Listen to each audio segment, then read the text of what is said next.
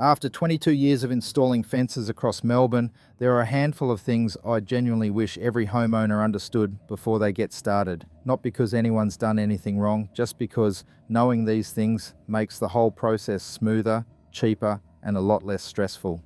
Here are the three that come up again and again. A fence is one of those things you don't think about until you have to, and when you do, there's suddenly a lot to take in. Materials, heights, council rules, neighbours, quotes, timelines. Most people go into it blind. That's not a criticism. Why would you know this stuff? You might build a fence once or twice in your life. I've built thousands of them. So I've seen where the process goes smoothly and where it doesn't. And the difference usually comes down to a few things that are really simple once you know about them, but nobody tells you unless you ask. First one, know where your boundary actually is. I know it sounds obvious, but I can't tell you how many times I've turned up to a job and the existing fence isn't on the boundary.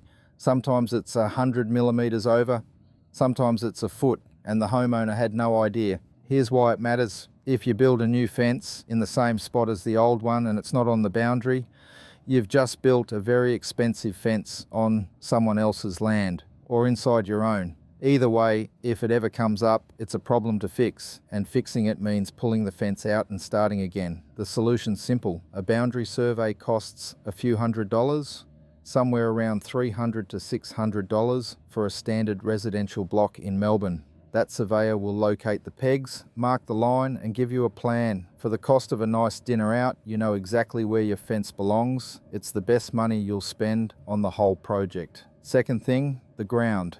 This one's specific to where we live. A lot of Melbourne sits on reactive clay soil. That's soil that expands when it's wet and shrinks when it's dry. Over a summer, the ground can move noticeably. Over a few years, that movement puts real pressure on fence posts. But clay's only part of the story. If you're out west, Melton, Rockbank, you can hit volcanic rock. I've been on jobs where we've had to pull out the jackhammer just to dig post holes, and then there's cobblebank, no rocks, no roots, just ground so hard the crowbar bounces straight back at you. Not because anything's gone wrong, it's just what's under the surface out there.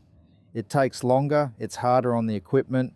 If your fencing contractor hasn't worked in that ground before, they're in for a surprise. Meanwhile, you go 20 minutes down the road to Werribee and it's beautiful digging, same side of town, completely different ground. That's Melbourne for you. The point is, the ground varies a lot and it matters. If your post holes aren't deep enough, minimum 600 millimeters for a standard fence, and you might need to go deeper through rock or that hard ground, your fence will lean. Not next week, not next month, but give it a few seasons and you'll see it.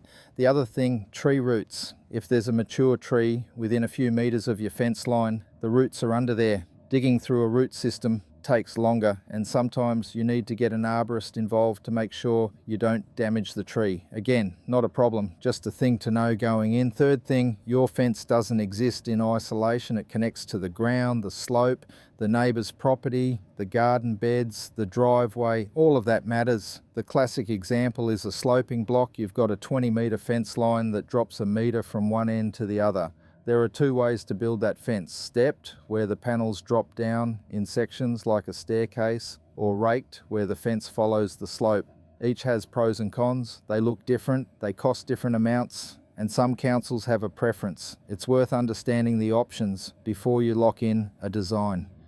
Another thing people don't always think about, if your block needs a retaining wall near the fence line, that's a separate job. Fences aren't designed to hold back soil. If your ground's pushing against the fence, it'll fail early. If you need retaining, do that first, or at least plan them together. So if I had to boil it down, know your boundary, respect your ground, and look at the whole picture. Do those three things before you get quotes, before you even pick up the phone, and you'll be miles ahead of where most people are. And the thing is, none of this is complicated. It's just not obvious unless you've done it before. That's really all this is, sharing what I've learnt so you don't have to learn it the hard way. I'm Brett Carter, Boundary Wise Melbourne. I've been doing this 22 years. If you've got a fence quote you're not sure about, or you're just trying to figure out where to start, I offer independent quote reviews and on-site advice. Happy to give you a second set of eyes. Details are in the description. Thanks for watching. If this helped, subscribe. I'll be putting out more of these, just practical advice for Melbourne homeowners. See you next time.